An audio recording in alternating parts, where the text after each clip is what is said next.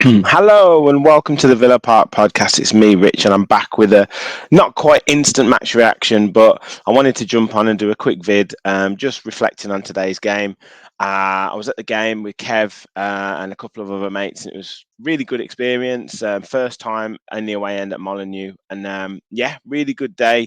Obviously frustrated that we didn't get the result, but as Wolves are our bogey team, I think a 1-1 draw, I think we'll take it. Although, as we'll get into towards the end of the game, we missed a lot of chances and could have really nicked it at the end, especially when Wolves went down to 10 men. So yeah, we're going to go through some of the performances, go through some of the key points in the game. You let me know your thoughts in the comments on some of the key points. Should we have had a penalty? Who was your man of the match? All that good stuff. Let me know your thoughts in the comments. And also, we are very, very, very, very close to 2,500 subscribers, which is amazing. You guys, please hit that like button, hit that subscribe button, and help us get to 2,500 and beyond on the road to 3K. You'd be doing us a huge, huge favour, and the support is massively appreciated. So let's get into the game. So starting lineup. And I think it was obvious to see that Emery didn't want to get out battled. Wolves are a strong side, a big side, and wanted to make sure that we were physically able to match them. So when Martinez was in goal, obviously, then the back four of Konza, Carlos, Pau, and Dina, and then Matty Cash in front of Konza playing in that right midfield role.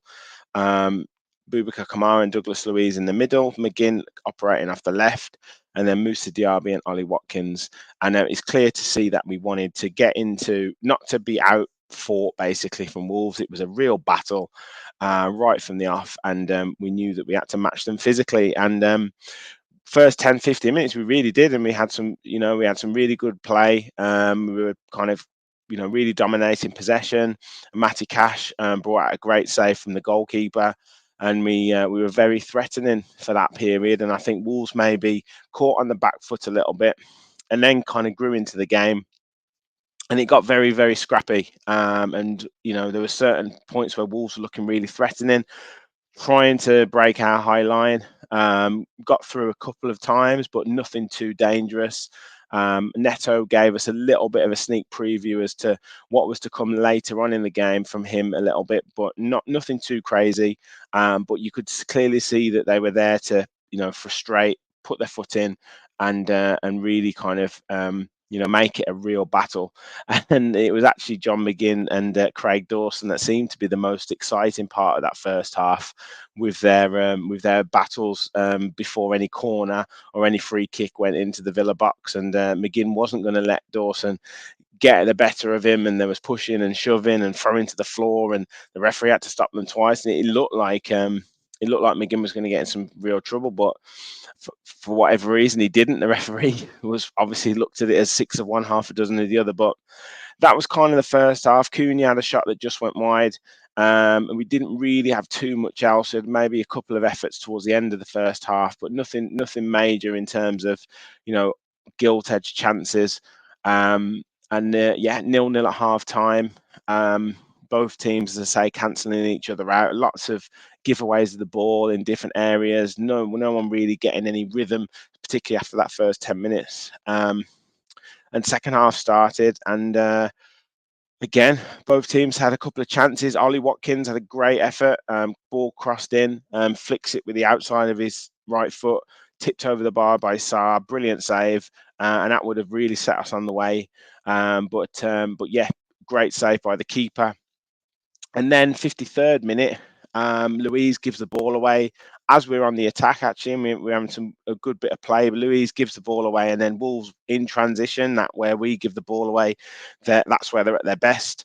And Dina had gone forwards, obviously expecting to get the ball, and Pau Torres was left isolated against Pedro Neto, and there was only going to be one winner in that, unfortunately. And yeah, jinked right past him, gets in front of him. Torres can't do anything. Ball goes across. The sliding Villa defenders can't get anywhere, and Hwang slides it in for, I believe, his 5th Premier League goal of the season. And we're thinking, oh, here we go, another defeat at Wolves. They're going to sit back and they're going to just soak up the pressure. As we know, they get lots of blocks in, lots of bodies in the box, and we thought it was going to be another frustrating one. But 2 minutes later, literally, another bit of pressure from us, and cross from Ollie Watkins.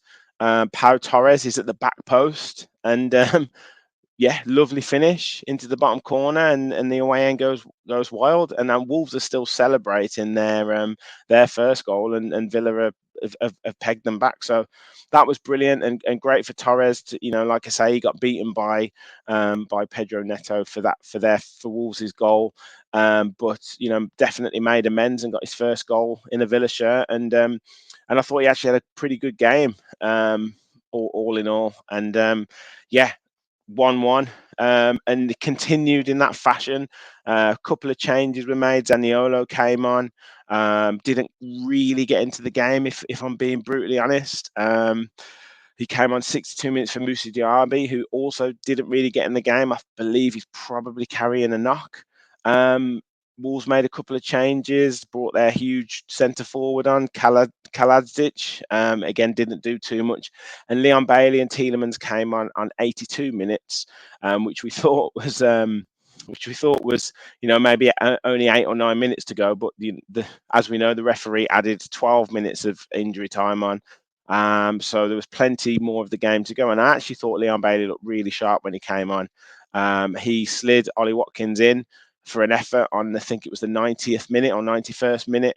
And a lot of people on social media are saying it should have been a penalty. I couldn't really see. I've seen the video. I'm not sure personally it was enough to warrant a penalty. But you guys let me know your thoughts in the comments. But it certainly pushed Ollie Watkins off balance. He had the shot, but it went wide. And from where we were, we thought it'd gone in. But yeah, really good play from Leon Bailey, and I actually thought he should have been the first substitution instead of Zaniolo. I'm still not quite sure about Zaniolo, whether he's getting used to the pace of the game, and I hope that. I mean, he's been called up for Italy. It'd be good if he didn't, almost, so we could get used to the way that we want to play. But yeah, Bailey did really well, and as I say, that the 12 minutes of injury time, we had that chance and we were really pressing and pushing and pushing and pushing, and it looked like we were potentially going to get a goal. We were aided even more when Lemina was shown a second yellow card for an actual foul on Zaniolo as he was running through, and that's when the pressure really ramped up, and we had two absolute gilt-edged chances right at the end of the game. First one fell to Ezri Konsa, who actually struck the ball really well, but went straight at Jose Sarr in the goal. And then literally the last kick of the game, Douglas Luiz swings the ball in. Ollie Watkins, free header, heads it down, hits the outside of the post. And I believe it's something like the 16th time he's hit the woodwork.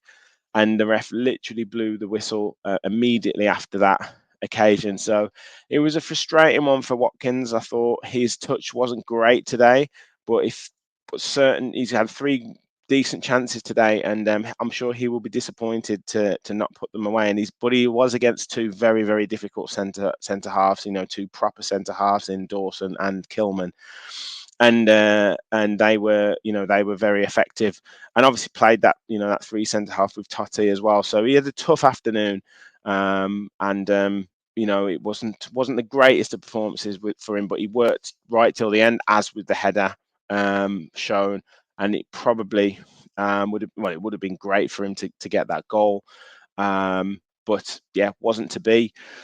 And if you'd have asked me at the start of the game, would I have taken a point at Wolves? I would have said yes, but judging by the chances we had towards the end of the game, it would have been great to get that victory, especially as all the other teams around us drew in terms of Newcastle, West Ham, Brighton, Liverpool. We're sitting pretty though in 5th position, which is great. If you'd have asked Villa fans at this stage of the season, would we be happy in 5th? I mean, 100%. We just got to take that after the international break now. West Ham at home next game. But yeah, quick look at the ratings. So, Watkins with the 7.3 and the assist. Torres with 7.8. I actually thought he had a really good game. It would probably be a toss-up between, I'd say, him and Luca Dean. I thought Luca Dean coped with Neto very well, especially Neto had He only really got away from us twice in the game. One for the goal, which he beat Torres 1-on-1, and then another opportunity where they caught us on the break and he blazed it over. But other than that, I thought we kept him reasonably quiet. There we are, sitting fifth in the league, 16 points from 8 games, so still on that 2 points per game ratio. And in terms of the stats, 46% possession for Wolves, 54% for Villa. Very even game, 1.6 for expected goals, 1.6 for Wolves, 18 shots though for us, 4 shots on target and 4 big chances, 3 of them missed. 10 corners as well. I'd really like to see us score from being better from set pieces. We've got to have we've got Carlos in there now. We had Konsa in there. We had Torres. We've got some reasonably sized players, and we've got to look at being better from set pieces, because that's the difference. We'd have got a goal from a set piece today. That would have been, the key to getting us 3 points in many ways, and we've got to get better at that. And I also think that when teams are going to block shots, there was a couple of times where the ball was laid back to a McGinn or a Louise, and we hit the shot, and they're throwing 3 bodies in the way and inevitably going to get a block in it.